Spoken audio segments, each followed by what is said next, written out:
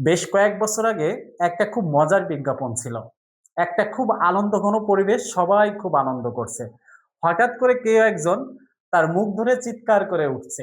এমন সময় কেউ একজন এসে জিজ্ঞাসা করছে, "আপনার পেস্টে কি নুন আছে?" সময় অনেক বিগত হয়েছে। পেস্টে নুনের পরিবর্তে আলোচনায় এসেছে নতুন উপাদান। কি সেই নতুন উপাদান? মাইক্রোপ্লাস্টিক।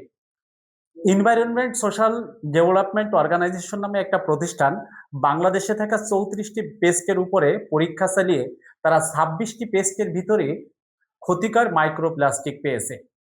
সবচেয়ে কষ্টের বিষয় হলো আমরা দৈনন্দিন জীবনে ম্যাক্সিমাম মানুষ যে পেস্টটা বেশি ব্যবহার করি এবং আমরা কোনো না কোনো কারণে যদি ডেন্টিস্টের কাছে যাই, তো ম্যাক্সিমাম ক্ষেত্রে যে পেস্টটি সাজেস্ট করে সেটি হলো মেডিপ্লাস। এটা আপনারা অনেকেই অবগত বা আপনাদের অনেকের নিজেদেরও অভিজ্ঞতা আছে। সেই মেডিপ্লাসকে সবচেয়ে বেশি মাইক্রোপ্লাস্টিক পাওয়া গেছে। ১০০ গ্রাম মেডিপ্লাস্টে প্রায় ৩২০ টির মতো মাইক্রোপ্লাস্টিক পাওয়া গেছে। আমার হাতে দেখতে পাচ্ছেন এই পেস্টটাই আমরা পারিবারিকভাবে ব্যবহার করি এবং এখানে আরো ২ টা পেস্ট, এটা আমার বড় মেয়ে ব্যবহার করে, এটা আমার ছেলে ব্যবহার করে এবং এই ৩ টা পেস্টেই কিন্তু মাইক্রোপ্লাস্টিক পাওয়া গেছে।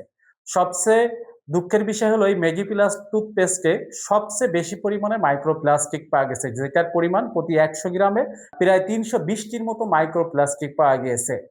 এবং আমরা অনেক ক্ষেত্রে আমরা আসলে কতটা আসলে অসহায়, এই পেস্টটাকে আসলে এতটা ভালোবেসেছি যে দোকানে গেলে অনেক সময় যদি কোনো কারণে মেডিপ্লাস টুথপেস্টটা না পেয়েছি, তাহলে হয়তো কোনো একটা ওই যে পাতা জাতীয় মিনি প্যাক এরকমের টুথপেস্ট কিনে নিয়ে বাসায় ফিরেছি। কারণ মেডিপ্লাস যখন দোকানে এভেইলেবল হবে তখন এই পেস্টটা আনবো।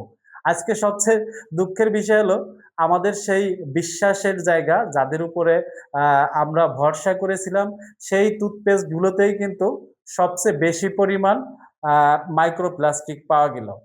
আমি মেডিপ্লাস টুথপেস্ট ব্যবহার করে পুরাই হতাশ এবং অলরেডি বলা যায় যে নেগেটিভ স্কোরের দিক দিয়ে আমি ১ম সারির দিকেই আছি, যেটায় সবচেয়ে বেশি পরিমাণ মাইক্রোপ্লাস্টিক পাওয়া গেছে।